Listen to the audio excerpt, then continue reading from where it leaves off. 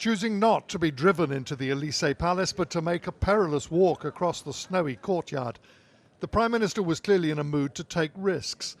By day's end, he'd committed Britain to putting troops on the ground in Ukraine, alongside French forces of his host President Macron, in the event of a comprehensive peace deal. 27 leaders joined the motorcade into the Elysee Palace, intended as a message to Vladimir Putin that Europe is not leaving Ukraine at the mercy of some Washington-Moscow stitch-up. Inside, President Zelenskyy was hugged and feted, not unusual in a European capital, except that this time President Trump's special representatives, Steve Witkoff and presidential son-in-law Jared Kushner, were among the throng. For the first time, the Americans were agreeing to substantial post-war guarantees to Kiev, to use technology to enforce a ceasefire, and while not putting forces on the ground, providing a military backstop to those countries that do, an essential reassurance for European troops. Britain, France and Ukraine formally signed what they're calling the Paris Declaration, a document President Macron insists will make it safe for Ukraine to do a peace deal. Mais ces garanties de sécurité These security guarantees are the key, he said, to ensuring that a peace agreement will never mean a Ukrainian surrender nor a new threat to Ukraine. The US guarantees are being described as a game changer, even in the current international atmosphere. Prime Minister, I know there's a reluctance to talk about Greenland today, but what value do these commitments have on the very day that at the highest levels of government in Washington they are talking about seizing the sovereign territory of a fellow NATO member? On the question of Greenland, I've been very clear as to what my position and the position of the UK government is, both in statements I made myself yesterday and in the statement that was put out earlier today. And I'm really pleased that nearly a year after we have begun this work with the coalition of the willing, that we've got this far now with security guarantees.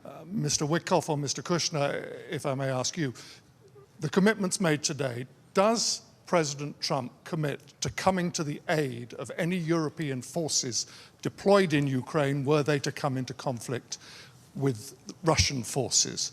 The President strongly stands behind security protocols. Those security protocols are meant to, A, deter any attacks, any further attacks in Ukraine, and B, if there are any attacks, they're meant to defend. The President does not back down from his commitments. And President Zelenskyy, if I may ask you, is this enough? You said before today you were 90% of the way towards a peace agreement. How close are you now? First of all, we have declaration, and I think this is a huge step forward, because 1 year ago we couldn't even, think about it, and now we have this step. Yes, of course, not enough, not still enough. All this, though, the result of negotiations among allies. The Russians will have their say. And for all the congratulations here, the chance of Putin agreeing to troops from NATO countries on the ground in Ukraine are slim to non-existent. James Mates, News at 10. Paris. Well, there's an awful lot to digest there, and in a moment we'll speak to Romilly in Washington about the latest threat from the White House to take Greenland. But let's first put all this to James to try and make sense of it. Good luck with that. I mean, James, we've just had this big step. European leaders looking down the barrel and saying we've got these security guarantees. Steve Witkoff saying the president never reneges on a commitment, whilst at the very same time, the White House is threatening a NATO ally. You don't get a bigger commitment than to NATO. How do you make sense of it all, or don't you? Well, what's happening here is a big diplomatic dance, because this will be presented now to President Putin. Bear in mind that Putin thinks he's winning, thinks he can get what he wants as long as he carries on for long enough, even if he has to come back later for the rest of it. He's only really talking peace because he thinks President Trump may give him what he wants without fighting for it. So those are that's the reality for Putin. But remember, just a few months ago, Volodymyr Zelenskyy was being effectively presented with a fait accompli written in Moscow to effectively hand over his country with very few security guarantees. He's played a very clever diplomatic game ever since then, backed by the Europeans, and that culminated today in getting the Americans on board as well with a completely different vision of post-war Ukraine. And what it means for Zelenskyy is that he will not have to be the one who says no to Trump's peace plans. That now will be the role that Vladimir Putin is going to have to play. And from that point of view, for Ukraine, it's a big win. No wonder Zelenskyy looked happy today. OK, James, thank you very much indeed. Well, let's turn to Washington and Romilly. Look, Romilly, the White House had the chance to walk back some of this language about Greenland tonight, and my understanding is they've done the opposite. What's going on? Absolutely, Tom.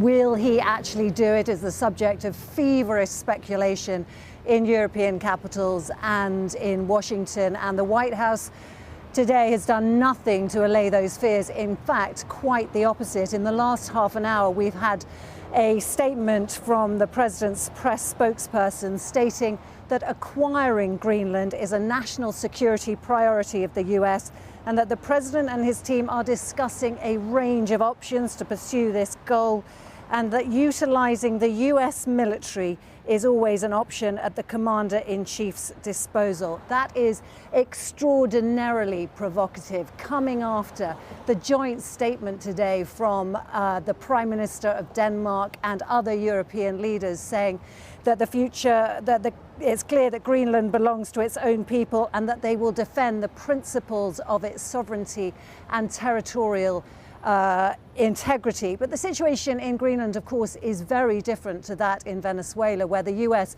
were at least able to argue that they were going after Maduro because he was acting against US interests, the so-called narco-terrorism that he's been charged with. No such claim can be made about Denmark, and they would be going against taking military action against a NATO ally. So there are many reasons why calmer voices might prevail. It's just that we're not hearing many of those arguments coming out of the White House today.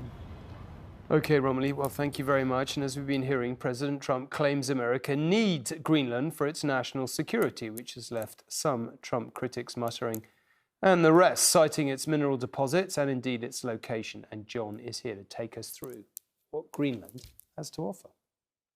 Tom, it is another pinch yourself, it really is true moment. Donald Trump is switching his attention from the south to the far north and renewing his explosive promise to make Greenland American, despite it inconveniently being part of the Kingdom of Denmark, a fellow NATO member. Now, it's a vast island, 770,000 square miles, 9 times the size of the UK, largely within the Arctic Circle. And as you can see, it occupies an important position between North America and Russia, which is all the reason Donald Trump needs. Here's one of his closest advisors speaking on US TV. The United States is the power of NATO. For the United States to secure the Arctic region, to protect and defend NATO and NATO interests, obviously Greenland should be part of the United States. There's no need to even think or talk about this in the context that you're asking of a military operation. Nobody's going to fight the United States militarily over the future of Greenland. But might there be another motive buried beneath all that snow and ice? The island's vast treasure trove of natural resources, from gold, copper and diamonds to rare metals required for computer chips, not to mention the shipping lanes beginning to open up thanks to climate change. Still, it all remains inhospitable and hard to access, according to experts. Greenland has about 100 miles of roads. That's all the infrastructure there is. There's no big projects that are going to happen overnight, and anything that would need to come out of Greenland would have to be measured in half centuries, not decades. Now, it seems unlikely, but as we've heard, the US has not ruled out military action, a move that many warn would destroy NATO. And in fact, there is already a US military presence in the northwest of the island. It's where Vice President J.D. Vance visited last year, while the Danes have been beefing up their own military on Greenland as well. Perhaps the US will try to woo the 60,000 or so islanders with the promise of American bounty, though this social media post from the wife of the senior advisor we heard from earlier hardly seems calculated to win over a population far keener, according to polls on independence. But there is one lesson we are meant to draw from Venezuela. that what Trump says, Trump means, and that what Trump wants, Trump gets. Tom.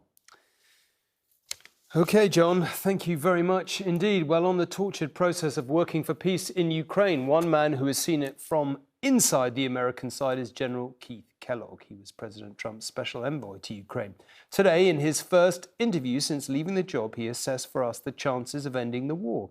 The general believes President Putin remains the biggest obstacle. He had timely warnings about the survival of NATO and also had some advice on how Sir Keir Starmer should handle the American president. He has been at the very heart of President Trump's Ukraine negotiations. Tonight, General Keith Kellogg gave his first interview since leaving office and has this advice to Sir Keir Starmer about how to deal with the US president.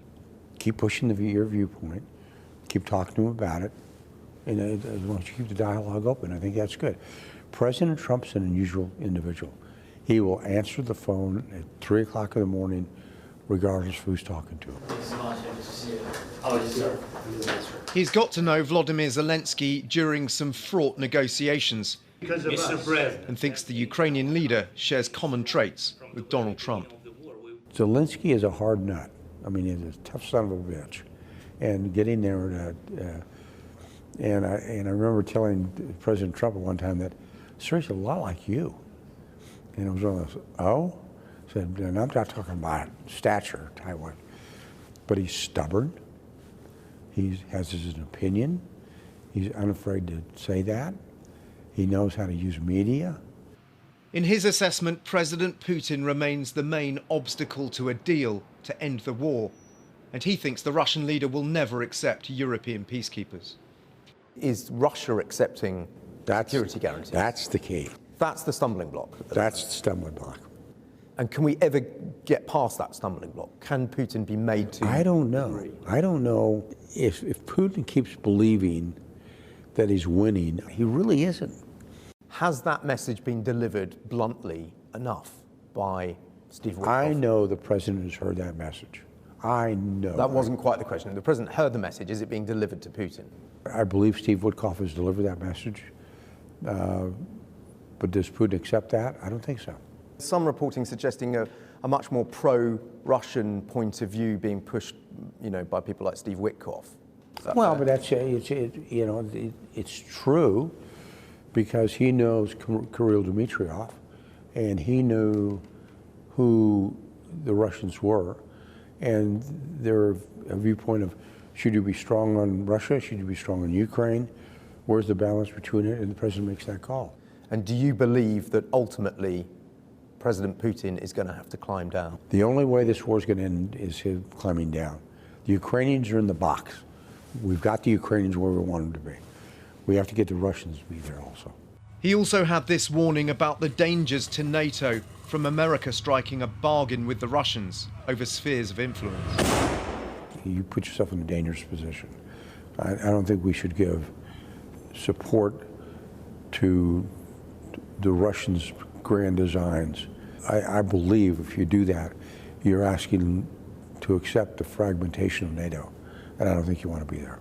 Denmark is a NATO member. Donald Trump has made it clear he wants to take Denmark's territory in Greenland. Is that a mistake?